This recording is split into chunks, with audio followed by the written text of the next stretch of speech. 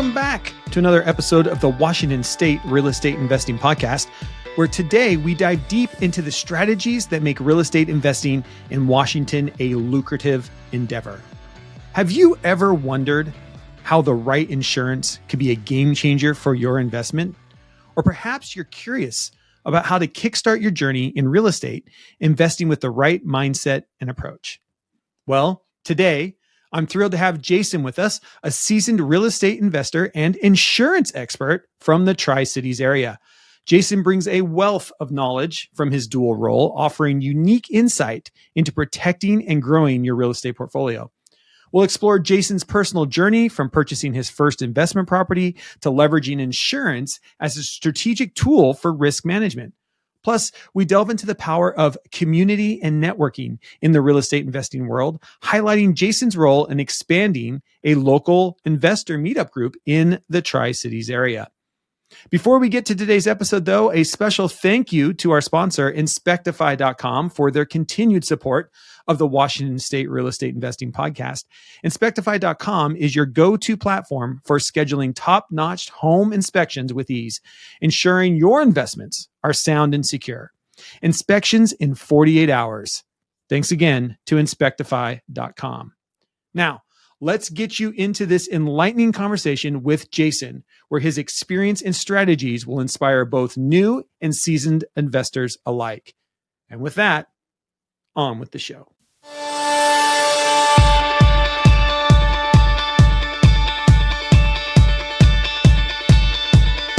All right, welcome back to the Washington State Real Estate Investing Podcast. I'm excited today to be joined by Jason out of the Tri-Cities, who's a real estate investor and works in the insurance side of things as well. So we're going to have a great conversation today about his own portfolio and his stuff as an investor, and then also talk about the insurance side, because as investors, we know that there's always that side of it too. Jason, welcome to the podcast.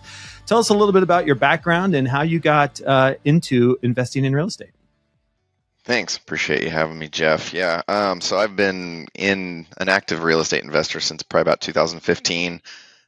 Joined up a local real estate investor group that was like 5 people, literally the first meeting that we had, and got together and got a good relationship with the main guy that kind of coordinated putting that together.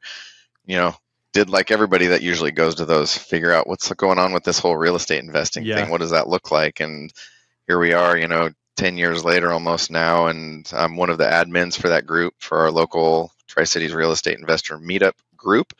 So we try to meet once every 2 to 3 months, along with, some informal meetups and just do socials and stuff like that. But yeah, it was probably about a year and a half after I joined and started doing that I purchased my first investment property. Awesome. Just a little single family, 2-bedroom, 1-bath off market that I'd been, like they tell you, just put in people's ears what you're looking for. Yeah. And I got a real estate buddy that he came to me and was like, hey, I've got a lady that's looking at offloading a handful of her single family rentals to upgrade to something multifamily. Brought it to me, and this is going to show you the market at that time. Ended up closing in August of 2016 on that for $99,000. Wow. A little 2-bedroom, 1-bath, about 750 square foot corner lot. So it was nice. So came with a tenant, and it was kind of messy, but the nice thing was that like our mortgage was less than most people's car payment at the time. I think it was $480 a month for our mortgage or something crazy. So it was nuts. That was cash flow good for you right out of the gate. That was the thing. Like I was like, seems like a good one to get started in that. And so, we inherited some tenant. They were only in there for about 8 or 9 months before we got them out. And then we ended up doing a full rehab to it because it was really small, closed off 2-bedroom, 1-bath. So we busted out a wall, opened up the bathroom or opened up the kitchen and remodeled the bathroom and the kitchen and did new flooring throughout. So brand new, and got a tenant in there. But we quickly found out that location is super important in your rentals. Yeah. And so you're always going to be limited the type of tenant you're going to get where you're at, which some people are fine with that. It was a little more of a headache than I was looking at doing. So down the line, since then, we ended up selling that. And we closed on it exactly to the same date in 2021. Oh, wow. and sold it for $230. So we took the profits from that and just 1031 that into a duplex that we bought that same year. So great. Start with 1031 into 2, and then you'll 1031 into 4, and you just grow that baby. That's great. That's what the goals are. How big is the real estate meetup group now? Like you said, it started with like 5. Oh man, pretty good size down there now. Yeah, I mean, we probably have a couple thousand members online on the Facebook group, so it's big. We regularly, since this last year, we've been getting together some really good meetups, and we've had anywhere from 70 to 80 to our last one that we had. We did, a full dinner and a nice presentation, and we had probably 115 people show up to the one. Great. So it was really big. There's a lot of people in the Tri-Cities that are eager to learn more on it. And we have a lot of really good local people to lean on that are knowledgeable and active in the business, which is a lot of my go-tos for that as well. So, well, make sure you send me that link, and we'll make sure that gets in the show notes. If there's any investors in that Tri-Cities area that aren't part of that yet, I think that's really good. The connections with each other is where we go. I do want to dive in a little bit just around your dual role as an insurance agent and as a real estate investor. I think it's very unique, and I'm glad that we get this opportunity to talk with you. Yeah. And how has your experience on the investing side informed the way that you approach your insurance conversations with investors? And what are some of those kind of conversations looking like these days? That's a good question, and it actually plays a really big role. I feel like that gives me kind of an advantage in that area from the insurance standpoint because I am an investor myself. So from that standpoint, when I'm explaining the whys, the whats, the hows, I'm coming from not only from the insurance, I'm the agent, I can tell you how and why you need this, but I know what, as an investor, they're looking for. Right. So there's certain things that you want to try to save on, but there's certain things that are worth maybe paying a little bit more for that proper coverage, because I've been doing this for 15 years now for insurance, and in insurance, it's always, I want to pay as little as possible, but I want to be taken care of for that really crappy day when that comes, right? So it's walking that fine line and that balance of what you're going to have should that happen. And I've had lots of, I do a lot of work with that group. A lot of people I work with insuring their investment properties, anywhere from single family to small multifamily. I have a bunch that do apartment complexes, commercial real estate, everything in between on that. So being able to relate that between the investor and the insurance agent side of things, I feel like is nice to be able to explain this is why this is important or such like that. So what are some of those things then as real estate investors that you think are things we really should be looking for in an insurance policy?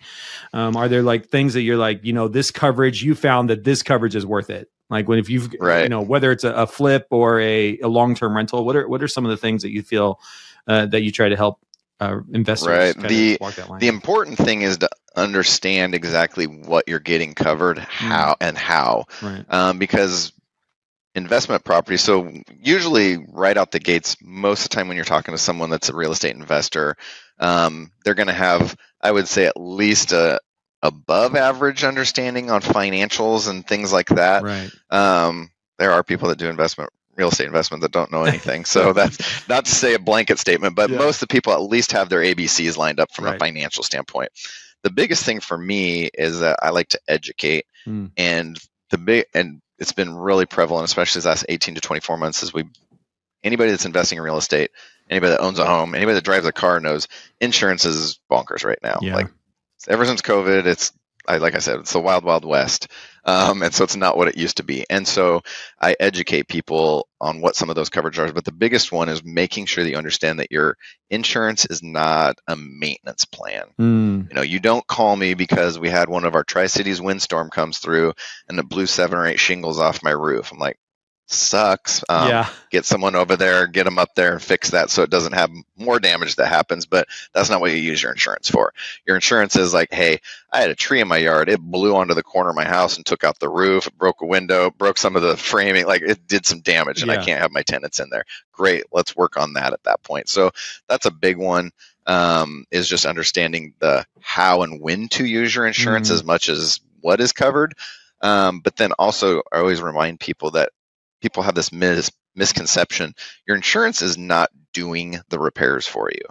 I would say your insurance, all they are is they're the checkbook. Right. They're going to come in and pay for said repairs to be. So everybody's going to have, their connections of I got my contractor, I've got my fix-it repair guy, I've got this, that, and the other. Great. You can use anybody you want. You can do it yourself if you're that person. we're going to just work alongside you from a claim standpoint to make sure that the proper coverages are there and taking place, and that people are getting paid to get those back to, so you can get back in there. So those are two areas that I say when you educate for that. When you go back to your original question from a coverage standpoint, the biggest thing that you can focus on is when you're dealing with investment properties, a lot of companies are going to differentiate between, and a lot of it can come down to the type of risk, but are you getting replacement value or are you getting actual cash value? And that's really big on properties, because if it's going to be actual cash value on certain things, and it may not be the property, but maybe it's got the roof. So the home has replacement costs, but you got like a 20-year-old roof that probably is going to need replaced sooner or later. So the insurance company is not going to say, hey, yeah, we'll just replace that roof, brand new roof, if something happens to it. It's going to be depreciated based on age, wear and tear, costs of things like that for that. So where you get that quote from that roofer that comes in and says, hey, it's going to cost you $13,000 to replace this roof, the insurance company, an insured might say, well, why is the insurance company only going to tell me they're going to pay me $3,500? Well, this is the part that got the damage, which is the part we're responsible for. Yes, the roofer's saying that they're not going to just come in and patch that roof because the whole thing needs replaced. But this is a good time to do that because you're getting some money from the insurance company. Let's get on there, replace that so this doesn't happen again for that. But no, you're not going to get the insurance company to come in and replace an entire roof because it didn't have, the whole roof didn't have damage. It's just old. It's time to step up and replace it. Yeah. And I one of the things that we always look for, especially, and I know, and maybe you have some ideas around this too, is most of the houses and most of the duplexes that we have bought have been older. And so one of the first things that we usually look at is the sewer, and any kind of sewer backup, or, we've got old clay lines. I mean, I invest in Spokane, and we've got the old orange tubes. Old Richland and Kennewick. Yeah. And so that's always something that we always think about when it comes to coverage, is just because that is one thing that, all you need is one time for that thing to back up into a basement with a tenant in it, and you're all messed up. So is there any things like that that you find, like this, based on ages of homes, that you kind of recommend? So definitely when you're looking at getting a home covered, most any insurance company, they're going to look at certain parameters on, one, does it qualify? And then two, if it does qualify, what are some updates that have been done? And there's 4 significant areas that they want to see age of. Obviously roofs, one, plumbing, electrical, and then what's the other one? I want to forget. Plumbing. There's one other one. I forgot what the other one was. But there's 4 areas that they're going to want to know updates to. HVAC. So HVAC, HVAC. So have any of those been updated new or significantly in the last recent time?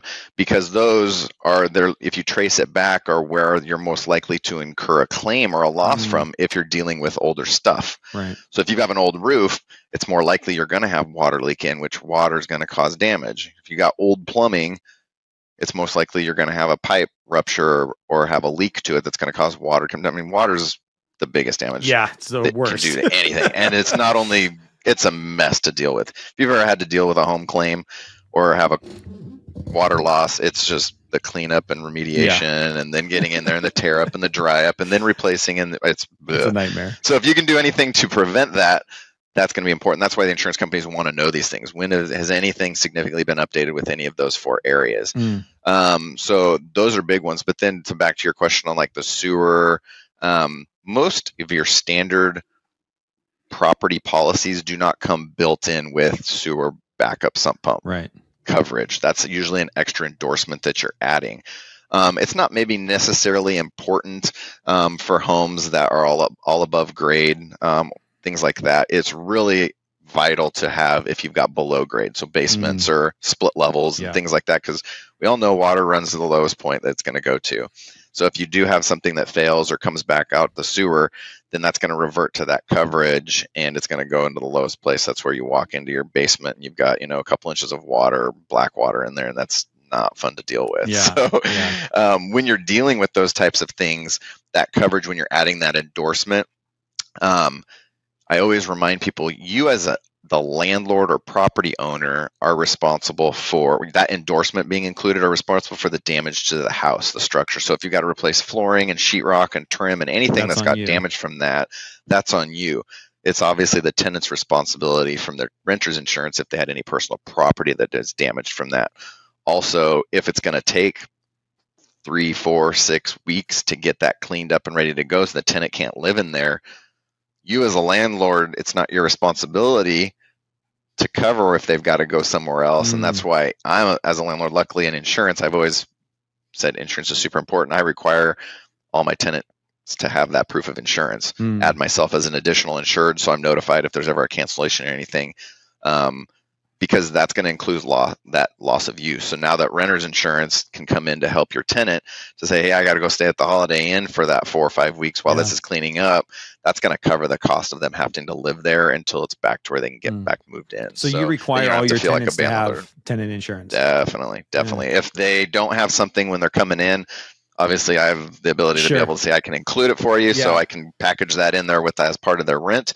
If they've got something set up or they want to go through, or they got their auto insurance and put those together, great. I just make sure they get that quote or that coverage over to me, and I make sure I get added as an additional insured, because when you're added an additional insured, it extends to make sure if there's any liability claims that as a property owner, you can be included on that for their policy, and then you're notified of any cancellations or anything, so you can make sure you're not caught off guard with being like, oh yeah, my policy canceled 3 months ago or something like that. Yeah.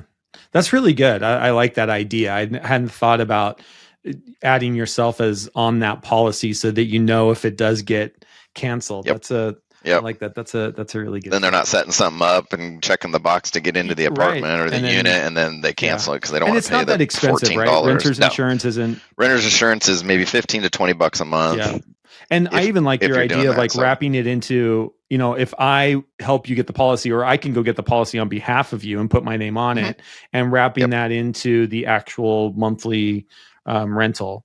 That's another. That's a if I do that and I get it set up for a tenant, I'll just usually put a little buffer in there because I'm going to pay for it in the full year. So if it's ends up being $200 for the year for that renter's insurance, I'll just pay for that. That's up front, and then their rent's going to include whatever that is divided by 12. To make sure that's in there for that, and I don't have to worry about that. So that's very cool. I love that. Well, you've talked about that the last couple, 24 months or so have just been the wild west, and we were talking about some of the unique aspects about being an investor right now with insurance, and we were talking about trying to get insurance on flips. Can you give any ideas, recommendations around if I'm trying to flip a house?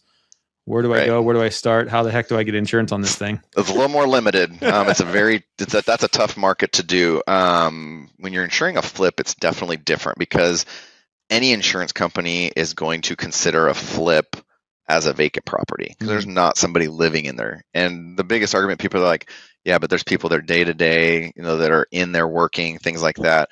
But the insurance company is looking at the risk of how's that being used. So if your short-term goal is you're buying a property to fix it up and flip it and sell it over that, 2-month to 4-month process, whatever that looks like, it's technically a vacant property. There's not someone that's living in there. Right. And so the cost of that is going to be more.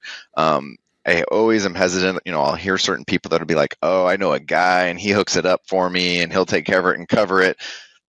And they cover it like it's going to be a rental and we're just doing some rehab work to it and stuff. I'm like, that's all fine and dandy. And you may get away with that. Great. Until claims day comes. Because I can 100% certainty assure you that it's going to be bad thing one happening, which is they're going to deny the claim. And you're going to be stuck with doing whatever kind of repairs now you've got to do. Or they'll pay it and good luck ever getting coverage again because it's just going to be canceled and then it's going to be flagged and you're not going to be able to get that set up anymore. So the cost difference, if you're going to look at a rental that, like for me, if I'm buying a house and I'm rehabbing it to rent it, depending on how long that rehab is going to take, I can insure that way and then get somebody in there and you're good. But if it's a longer rehab or more, tearing everything down inside to the studs and then replacing all of that, it's going to be some time to it, or your purpose is to flip it in the end. That is a specific policy setup type that you do have to get. And the options that are out there are far and few between these days, and the cost is going to be more, but you can know that when you're buying the property. So if you have a good relationship with your insurance guy and you say, hey, I've got this one, I'm under contract, what am I looking for? You can build that into your cost and your numbers and your breakdown, so you can factor that in. And most of the time with those, you just pay for like 6 months, split it up and do Yeah. a semi-annual. So pay for 6 months, and if you finish your flip and you sell it in 4, you'll get a prorated refund. If it takes you longer, then you just pay for that second 6 months and you'll get it back when you sell it at that point. Yeah. Yeah. I like that. And my problem is always remembering to go back to my insurance and say, oh, by the way, we finished rehabbing this. Can you take it off of the vacant policy and actually put, right. I've had that happen twice where my insurance guys come back. He's like, what happened with this? Is it still vacant? I was like, oh no, it's not vacant anymore. There's actually tenants in it. Right. We got to move that over to a. Yeah. Depending on the use of it, that's one thing that I like to do is I'll put in little notes. So if I'm buying, or if I've got a client that's doing some rehab work and I'll get an estimated time frame. They're like, it's probably going to be about 90 days turnaround. I was like, great. I'll put a reminder at like 65 and I'll check in with you and see how things are going. So. Yeah, that's a great idea because I've forgotten at least twice. Where all of a sudden it comes up like, wait a minute, one, you don't want to overpay for a policy. Yeah, you don't want to overpay for a policy that's not set up right. But then you don't want to make sure you've got improper coverage because a vacant policy, flip policy, is going to be different than a landlord policy with them renting. So such a thing. Yeah, for sure. Well, what's next for you in your own real estate investing journey? You've now you had a single family, you 1031 into a duplex. We were talking earlier before we started. You just bought your first, you think, a house that you're going to flip? Yeah, I mean, I'm probably about 90% sure I'm going to flip it unless the numbers look really good to keep it as a rental when we're done. Yeah. Might do that if we're in it cheap enough. But yeah, I got my first flip, so diving into that's exciting to get my feet wet in that and experience that to go. So that's cool. We do have a fourplex. I bought that smack dab in the middle of COVID. Oh, that was exciting. That one was, again, the biggest thing when we're having our meetups for the real estate investors is this is a people business. It's not a real estate business. It's people. Who do you know? Create those relationships. That's how you're going to find your deals and the people that you work with do business with down the line. And that's how I found the fourplex is just somebody I'd gotten to be good buddies with through that time. I saw randomly that he posted on his Facebook story that he was at one. He did a little video. He's like, we got this property we're rehabbing. I immediately messaged and I was like, I know where that is. Are you there right now? And he's like, yeah. I'm like, I'm going to come over. So I went over there and it was a fourplex that he bought that it had been vacant for a while. And I knew that he was buying it to flip it. He had already gotten 2 of the units rehabbed, got the tenants in those because he knew that it makes it easier to sell it with tenants in there. So you can purchase it with those rent rolls and everything like that for the income side of things. And he already had 2 lined up for the other ones, which they were maybe 30 days out from having that all done and them in there. And so, fast forward, ended up buying that. I still have it to this day. I'm always tempted every month on selling that because I've got so much equity in that right now. And you're probably like, you bought it at that time, you probably have a loan that's like 3% or 3.5% or something. Yeah. Oh, man. Right. Well, so like, that's my other struggle is like, man, this thing is a cash cow. Cash flow is like crazy. Yeah. But the money I could use from that, I could get something bigger. So I'm like, I'm in the point where I'm like, I'm just good with it right now. And I'll look at other avenues or opportunities if they come up on Well, and the nice thing is the equity you have in it isn't going to go away. Right. Like it's just, and I can access it other ways too. If I needed to, I could still leverage the property's equity if I need to. Yeah. So you can HELOC it out, or there's all kinds of ways to get to that stuff. We've done the same thing. We've got a fourplex, it's doing very well. We've even got three of the units are long-term tenants, and then 1 unit is Airbnb-ing. Oh wow, nice! Our first little Airbnb test, and the Airbnb is making as much as full-time renters are, so we're good with that at the moment. Awesome, but it's the same thing. We've got so much equity in this thing. I'm just like, well, what are we going to do with it? But I mean, the thing is just, it's like it's a cash cow every month. I'm just like, oh my gosh, I might as well keep it. We're like 3.5% interest rate. I mean, it's just like you can't get that again. No, so it just is. It's tough to. Yeah, it's tough. But so the world we live in the property investment side of things is that when you're looking at them, I feel like, and that's where I'm at. Like anything I'm looking at trying to do either creative finance, seller contract, things like that, because the property itself, I'd overpay for a property right now if you can get the debt on it, because the debt's where the value is right now. If you can get a property that someone's got in the 3s to 4s, shoot, even 5 on a multifamily, compared to what you can get now, like I said, I'll give you asking price or even above if I can somehow figure out a way to either carry a contract for you or get the debt that you've already got. because that's going to make it cash flow. Because that's the problem that I think why, unless you've got someone that's coming in that's a cash buyer, or they're doing a 1031 exchange and they have the money to come in for that right now, is your novice investor that has to come in with that 20 or 25% down.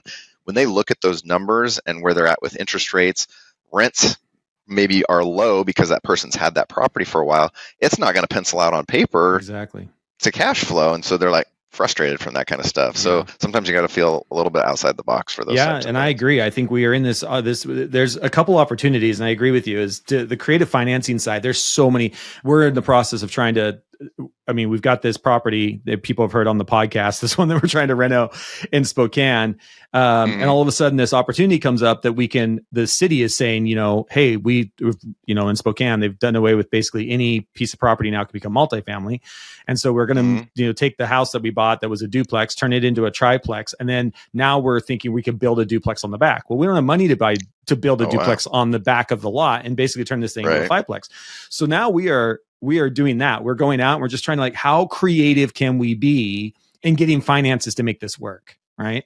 And so it's just, and again, it's just knowing people. I'm talking to, people I've dealt with in the past, and do you have an avenue? Do you know someone? And we have another call later this week with another bank that does construction loans. So they're like, yeah, we think we can figure out a way for you. And there's a way to do it.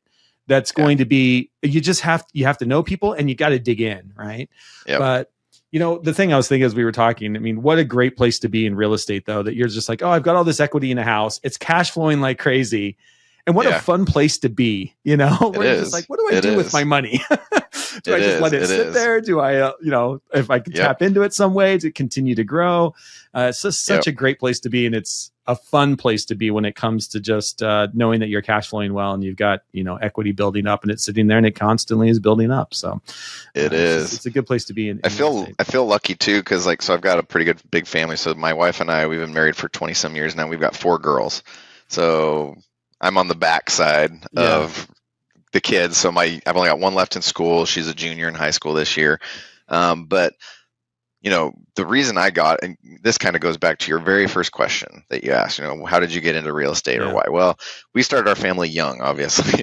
So, we didn't have the ability to save money when we were younger. And I work in insurance, financial services, and I meet with people all day that they're in their 40s, 50s, shoot 60s, and they're trying to figure out when they can retire. And I'm like, you can't retire. You do not.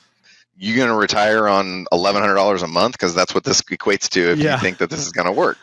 So I, look at our situation, and we were not able to invest in our early part of life, which is when you need to invest because you get the compound interest later. Right. And so I knew we were behind, and I've always been the outgoing, creative thinking, outside the box. Yeah, let's try this, whatever person.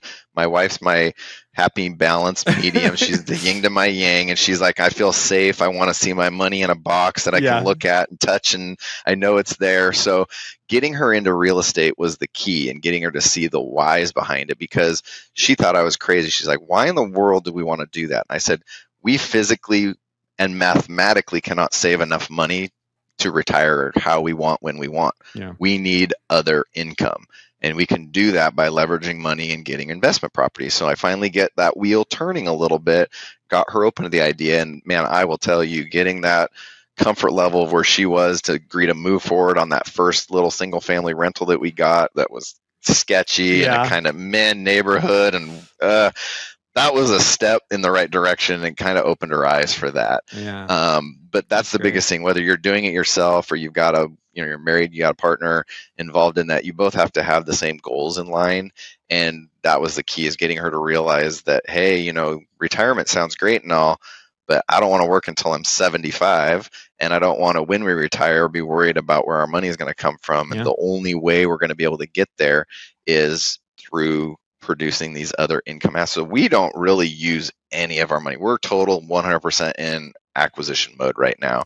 I'm 46 and she's a year younger than me. My goal is to have the properties that produce the income and put us in a place by the time I'm in my mid 50s to do that. So that's where I'm at right now. So I'm not worried about the income that's being produced from it. Everything that we've got right now is going to that next deal or where we're going to do. So like even from another niche that I got into for the first time is lending.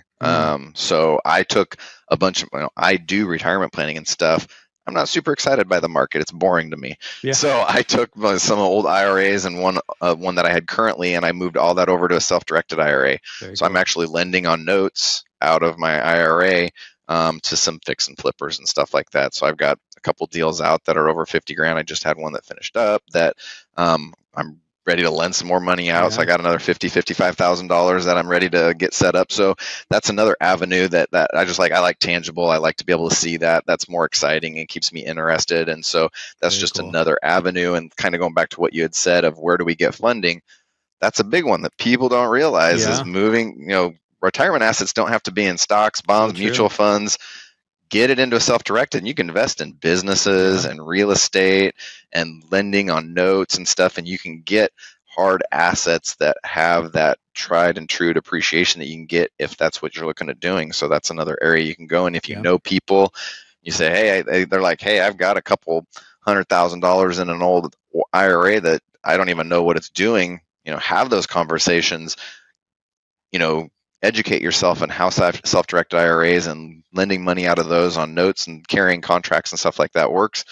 There's a lot of opportunity for that. So that's where 100% of my thought is right now. I'm talking with people and working on stuff like that. I love that. And we sound like we're very much on the same journey. I'm 47. My wife and I are both 47, and we started investing in 2018, and we've been like nose to the grindstone. I mean, that's all we've done. Everything. Like we just took our first vacation in 8 years because that was our focus, right? Like we literally did.